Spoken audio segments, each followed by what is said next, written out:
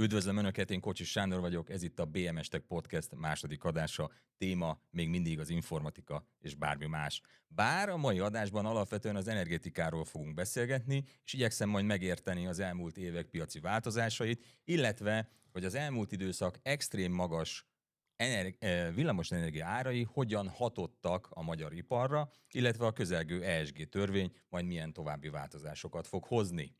Aki ebben ma segítségemre lesz, az Kovács Vilmos Levente, a Simplexion Informatika Kft. Ügyvezető tulajdonosa. Már is kezdünk. Szia Vilmos, köszönöm, hogy eljöttél, és itt vagy nálunk. Szia Sándor, nagyon szépen köszönöm, hogy meghívtál engem. Annyivel egészíteném ki a felvezetőt, hogy én számítástechnikai oldalról közelítem meg az energetikai kérdéseket, tehát ez alatt az idő alatt sem váltam energetikussá, továbbra is alapvetően számítástechnikus maradtam, és szoftverfejlesztési és hardwarefejlesztési oldalról látunk mi bele az energetikába. A változásokat mi inkább csak abban a tekintetben használjuk, hogy milyen innovációt, milyen fejlesztéseket érdemes ezen a témán, ezen a területen elindítani ahhoz, hogy ez az ügyfeleknél pozitív visszajelzésre találjon. Jó, megértettem ezt, viszont ebből én azt szúrom le, hogy azért a tapasztalatod van, és hogyha most azt mondom, hogy ezeket a tapasztalatokat végig gondolva, vagy az elmúlt időszakot végig gondolva, valamiféle anamnézist mégiscsak tudnál nekünk adni, hogy látod most a helyzetet, hogy látod a változásokat. Megpróbálok, többek között azért, mert saját bőrömben is tapasztaltam ennek bizonyos részeit. Hát akkor menjünk vissza mondjuk 2017-re, 2016-ra. Mi akkor kezdtünk el egyébként az energetikával mélyebben foglalkozni. Hát 2016-17-ben, hogyha ezt a témát véletlenül egy megbeszélésen megmertem említeni bárhol, akkor úgy röhögtek rajtam, hogy egyáltalán ez a téma szóba került. Hogy jöttél ide? Hogy igen, hogy amikor kimentem az épületből, még akkor is hallottam, hogy röhögnek. Hát innen indulunk, akkor azt hiszem nagyjából ilyen 15, vagy még az alatti 15 forint körül volt a gáznak az ára, meg az áramára is 20 forint alatt volt kilowattóránként. Azt hiszem, ma ezeknek az áraknak mindenki nagyon örülne. Azóta történt némi piaci turbulencia, aminek az lett az eredménye, hogy most egy picit azért én azt gondolom, hogy fokozódik az érdeklődés az energetika iránt. Ez kezdődött olyan 2018-19-ben, 2018-2019-ben. Ezt egyszerűen hívhatjuk a megfőzött béka effektusnak. Hát gyakorlatilag mindenki ült benne a szerződéseibe, drágultak az árak, egyre drágultak az árak, de hát majd úgyis biztos vissza fog esni, még igazából nem történt semmi, nem olyan lényeges, akkor még a gyártóknak körülbelül a költség szerkezetében az energetika mondjuk olyan 3%-ot jelentett, hogy ezek az árak itt szépen drágulgattak, ez mondjuk úgy elment, 5-10%-ig, attól függ, hogy mennyire volt ez az iparág éppen energiaintenzív, és akkor így érkezünk meg az orosz-ukrán háborúra 2022-re, amikor is egy elképesztő robbanásszerű energiaáremelkedés volt. Furcsa módon akkor sem gondolkodott egyébként senki abban, hogy érdemes lenne energetikai beruházást végrehajtani, akkor az volt a hozzáállás, hogy úgyis mind meghalunk, most már minek fejleszünk bármit az energetikába.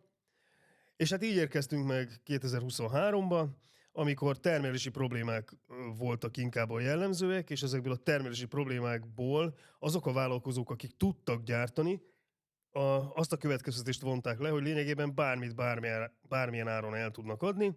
Ilyenkor, amikor kérdezgettem őket az energiaköltségekről, hogy ez mennyire fáj, mit gondolnak ők erről, lényegében 10-ből 9,5 azt mondta, hát úgyis be tudom építeni az árakba, nem számít, nem lényeges.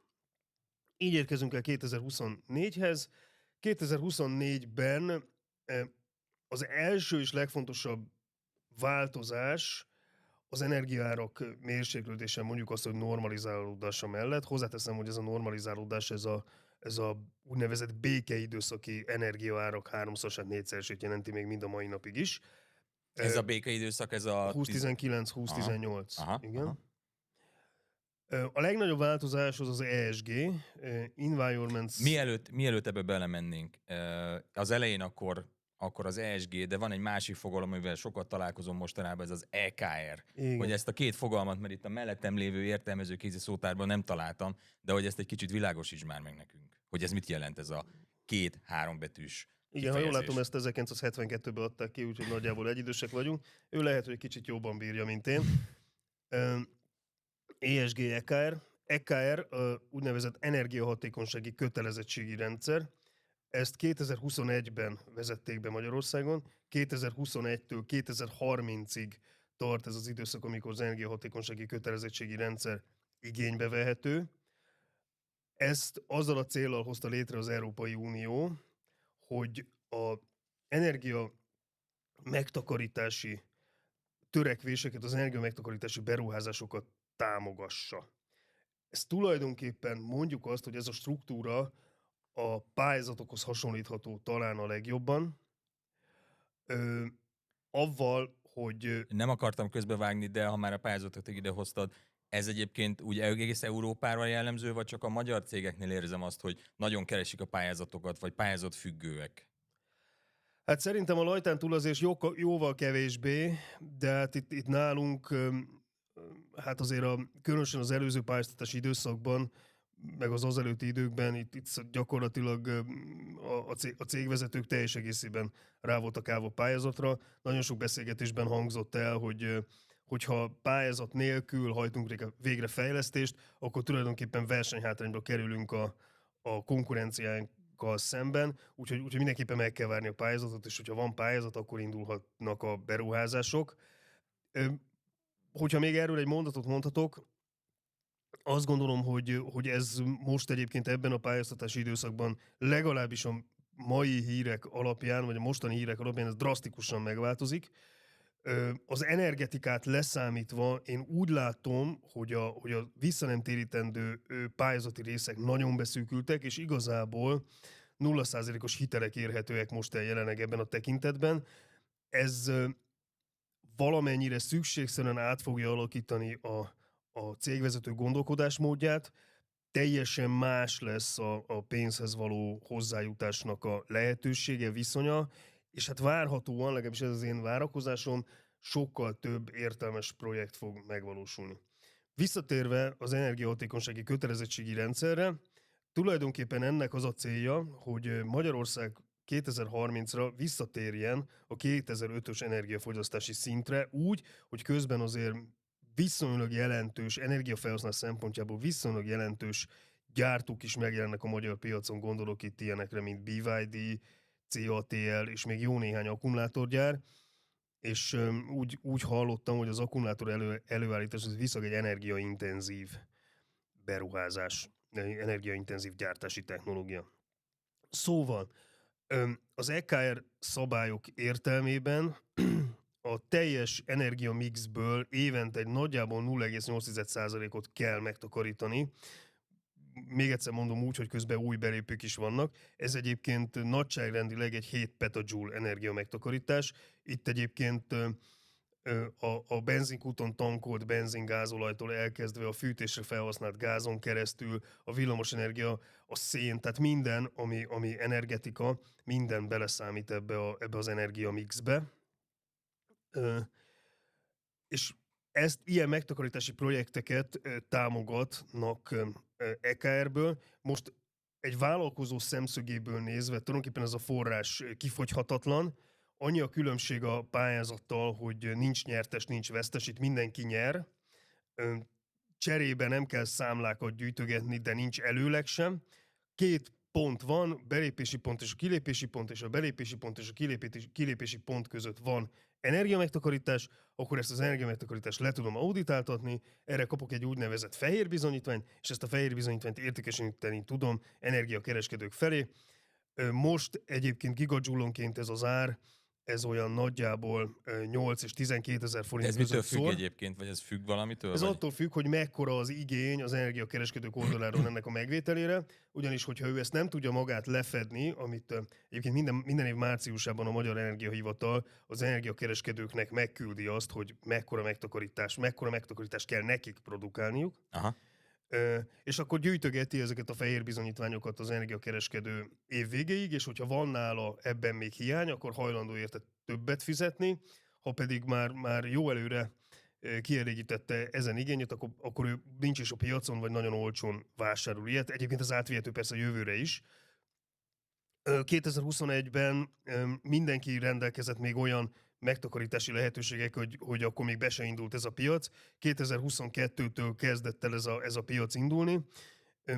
Kezdtünk először szigeteléssel, kezdtünk először ablakcserével, fűtéskorszerűsítéssel. Azért ezek a projektek szépen lassan elfogyogatnak, és tulajdonképpen minden évben egyre mélyebbre kell nyúlni a lehetőségek között, annak érdekében, hogy ennek a követelménynek meg tudjanak felelni.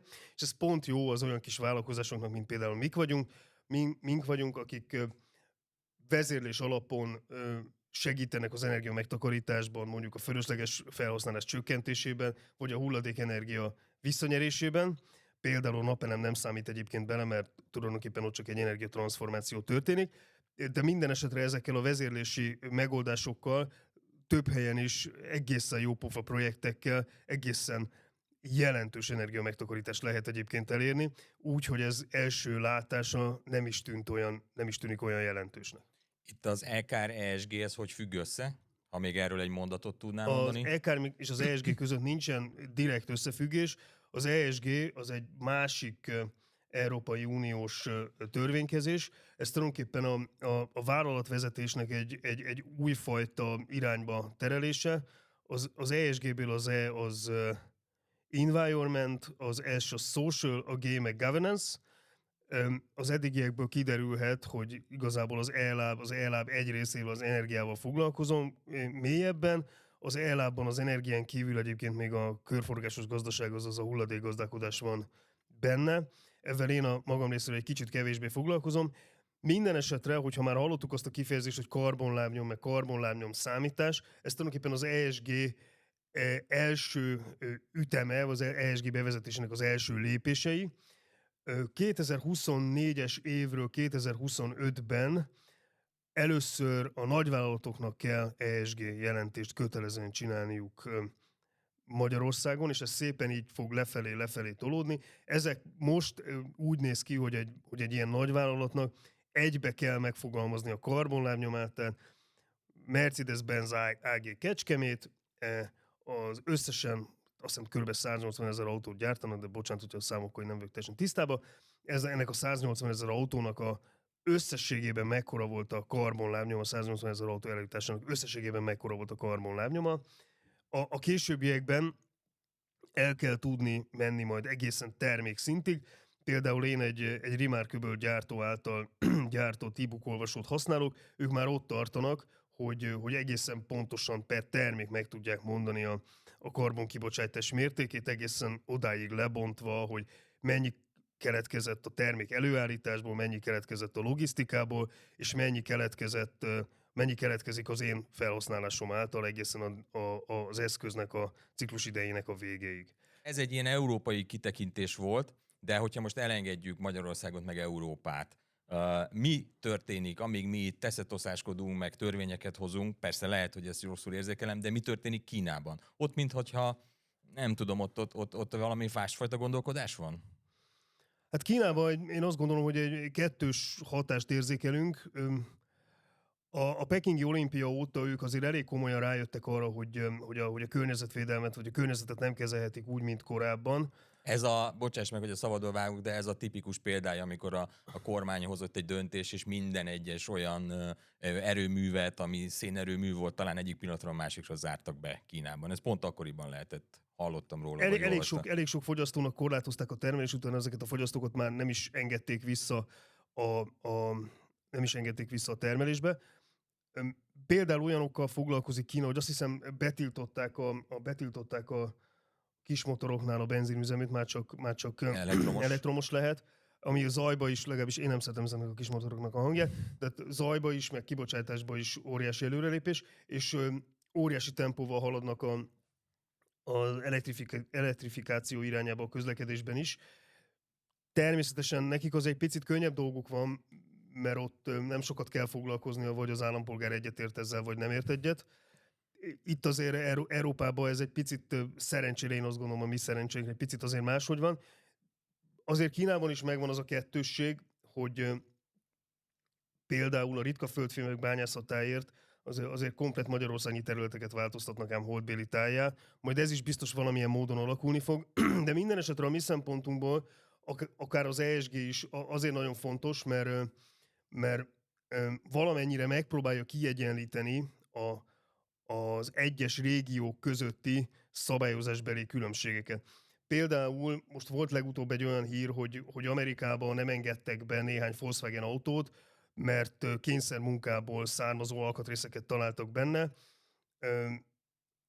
Viszonylag köztudott, hogy a kínaiak szeretnek ujgur, és most már szerintem észak-koreai kényszermunkásokat alkalmazni, és a kényszermunkások által előállított termékeknek az árazása az valamennyivel azért kedvezőbb tud lenni, mint hogyha napi 8 órában dolgozó és fizetett és egészségbiztosítással rendelkező munkavállalók végeznék ezt mondjuk olyan környezetben, a balesetvédelem is szem előtt van tartva.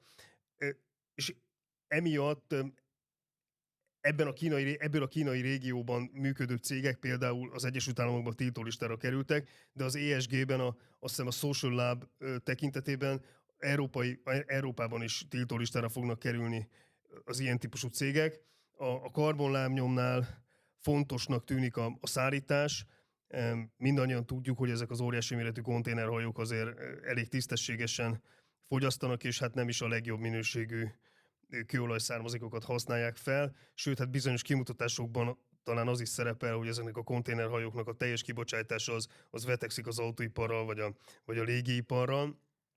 Tehát ezeket is hozzá kell majd adni azokhoz a karbonlábnyomokhoz, amiket a termékeknek kiszámolnak, és azt sem hinném, hogy hosszú távon egy jó védekezési metódus, hogy hát az alvállalkozóm nem tudta megmondani az ő karbonlábnyomát, emiatt én se tudom ezt olyan pontosan kiszámolni. Ezt lehet, hogy az elején még úgy elfogadgatják, de a végén, hogy ahogy egyre megyünk ebbe előre, különösen valószínűleg beindul egyfajta vásárlói nyomás is ebben a tekintetben, hogy próbáljunk meg olyan termékeket vásárolni. Tudni akarja a fogyasztó igen. is ezt. Hát ez gyakorlatilag meg fog jelenni a címkén előbb-utóbb, ugyanúgy, mint hogy az összetételben, és akkor ott nézegetjük azt, hogy mennyi ebetűs van az élelmiszerben. Világos. Most itt azt is nézegetni fogjuk, hogy mekkora karbonlábnyommal készült akár az a 20 deka májkrém. Ha már karbonlábnyom, van egy másik fogalom, amivel sokat találkozom, ez a CO2 kvóta. Ez összefügg-e ezzel a dologgal, illetve hogy függ össze? A CO2 kvóta úgy alakult ki, hogy már korábban is az Európai Unióban volt egy olyan típusú nyomás, hogy csökkenteni kell a karbon kibocsátást, viszont a korábban működő nagyméretű, különösen nagy karbon kibocsátású üzemeknek engedélyezték azt, hogy tehát a korábbi működésüknek megfelelő karbonkvótát adtak, és akkor később ezekkel lehetett kereskedni is. Egyébként ez a dekarbonizáció mondjuk Németországban olyan hatásokat szül, hogy még amikor a gyerekek voltunk, körülbelül egyidősek vagyunk, akkor nekünk még földrajzon tanítottak olyat, hogy Ruhrvidék. Biztos, hogy emlékszel. Ez így van. És a Ruhrvidéken szerintem még azt is tanították, hogy a vaskóhászat talán a legkomolyabb termelési ág. Hát képzeld el. Ezúton is üdvözlöm a földrajztanárnőmet. Hát képzeld el, hogy most már nem olvasztanak vasat a Ruhrvidéken, gyakorlatilag kitelepült onnan ez az egész, és hát Magyarországon is a Dunafer most, amikor megvette az új tulajdonosa, akkor a kokszos technológiáról van egy óriási szándék, hogy átálljanak az elektronikus technológiákra. Egyébként pedig korábban az volt a jellemző, hogy ezeket ilyen típusú iparágakat, azokat megpróbáltak Európán kívülre kitolni. Itt jött egyébként képbe Ukrajna, innen Magyarországról a drága és munkaintenzív tevékenység ment Ukrajnába, például kábelkolbács összeszerelés, de gondolom Németországban minden máshonnan pedig a vaskóhászat, és azok a területek, amelyeket az oroszok, vagy hát Putyin először kinézett magának, azok tulajdonképpen mindenben a nehéziparban érintett területek, talán az Azovstal neve az mindenki számára ismerős lehet, annak a gyárnak volt egy ostroma is. De ez akkor nem véletlen volt. Hát, hogy oda kitelepült. Igen. Egyrészt Ukrajnában két dolog volt, két dolog van, ami óriási pénzt ér. Egyrészt a termőföld és a végtelen búzamezők, másrészt pedig a vaskóhászat és a hozzá kapcsolódó bányászati tevékenység.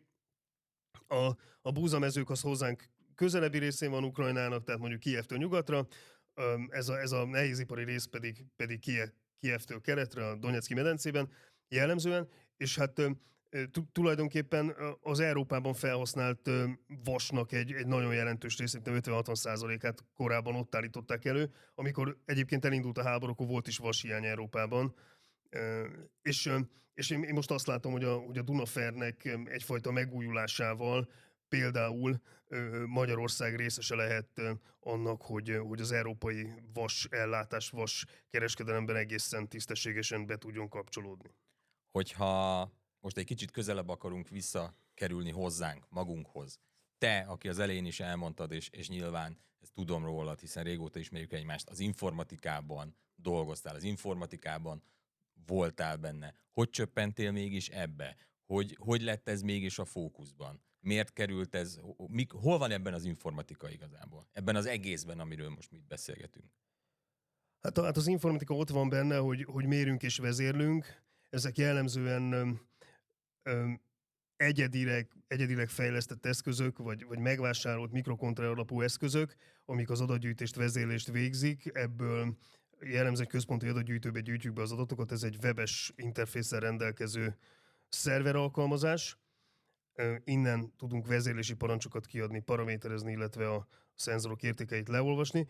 Tulajdonképpen nekünk azért kellett váltanunk, korábban alapvetően bankszektoroztunk, mert az a terület, konkrétan a nemzetközi banki átutalás, amivel mi foglalkoztunk, azt egyrészt megtanulták a bankok, másrészt ezt a bankok központosították, és abból nem olyan nagyon sok van itt Magyarországon, és hát azokba az intézetekben nem sikerült bekerülni, többiek elvitték innen, és hát azok a bankok, ahol mi még dolgoztunk, azok vagy megszüntették a magyarországi tevékenységüket, vagy pedig felvásárolták más intézetek, és egyszerűen ez a piac beszűkült. Szeretném hozzátenni, hogy bár ez a tevékenység elég sok utazással jár, éppen a beszélgetés előtt kérdezte a Sanyi, hogy mennyi van a kisautómban, ami éppen 5 éves, és hát már a 200, borzasztó nagy számot mondtál. Már a 220 000 kilométert nyaldosom egyébként.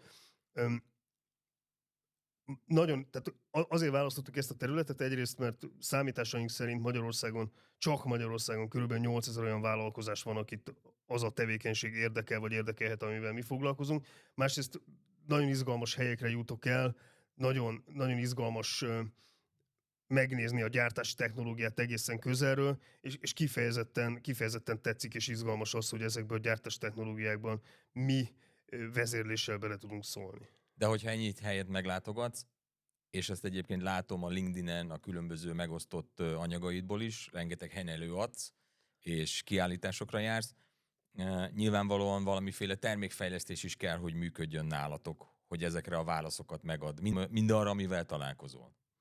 Igen, hát a termékfejlesztés az tulajdonképpen kettős nálunk. Van, amikor nekünk jut eszünkbe valami, van, amikor pedig külső impulzusba kapunk jelzéseket, és arra próbálunk egyfajta termékfejlesztést végrehajtani.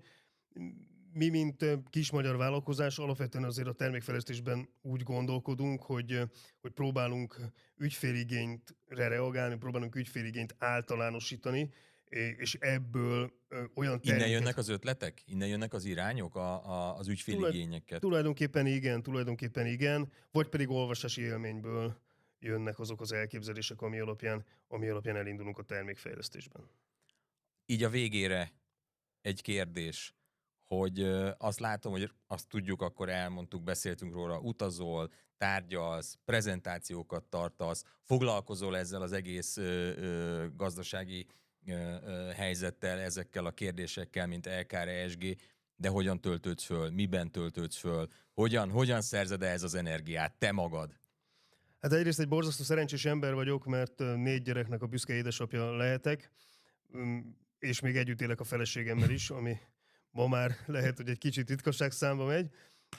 A velük eltöltött idő az csodálatos, mind a mai napig, pedig most már 22 és 16 év között vannak, és még a mai napig is, hogyha velük el lehet tölteni időt, akkor hajlandó vagyok nagyon sok minden más programról lemondani. Ezen kívül futok, squasholok. A futást azt akkor kezdtem el, amikor kicsit az életemben egy kicsit stresszesebb időszak volt, és hát mondjuk egy havi 200 kilométert futok, lehet sok, lehet kevés. Egyrészt ezzel igyekszem karban tartani a testemet is, nem úgy kinézni, mint egy kocka cukor 4 hurkapálcikával. Plusz azt gondolom egyébként, hogy ez nagyban segít nekem abban is, hogy hogy kellő mennyiségű energiával tudok rendelkezni a mindennapokban. A squash az azért nagyon érdekes, egyrészt imádok játszani, másrészt azonnali visszajelzést ad arról, hogy mennyire is vagyok én most ott azon a pályán, mennyire vagyok jó abban a labdacsépelésben. Ezt a futás egyébként nem tudja, tehát én ezért szeretem ezt a kettőt egymáson kombinálni. Ma reggel éppen egyébként squasholni voltam, és megmondom őszintén, hogy ma nem ment olyan nagyon jól a játék. Nem voltál ott fejben? Nem voltam ott fejben, lehet, hogy már erről beszélgetésre készültem nagyon, és olyan hibákat követtem el, amit egyébként különben nem nagyon szoktam elkövetni, de maga a játék az amúgy is jól esett, és én egyébként benzinvérű vagyok, úgyhogy kicsit fájdalmasan tekintek még egyenlőre a villanyautókra, hogy lehet, hogy abban is meg fogom találni a magam kis élvezetét, de nagyon szeretem például zárt pályákon kergetni néhány autót, és a utolsó másodpercekért is küzdeni a kanyarokban a G-erők segítségével.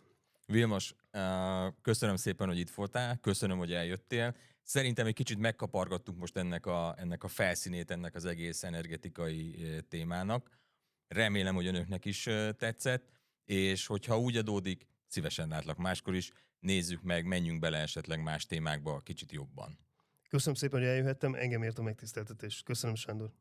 Önöknek is köszönöm, hogy itt voltak és megnéztek minket. Ha bármilyen kérdésük, észrevételük vagy témajavaslatuk van, akkor a lent olvasható e-mail címre írják meg számunkra. Természetesen az interneten is elérhetőek vagyunk, www.bmstech.hu, kövessenek minket a YouTube-on, nézzék adásainkat a LinkedIn-en, és ha van kedvük, akkor lájkoljanak az Instagramon. Találkozunk legközelebb, minden jót, hello!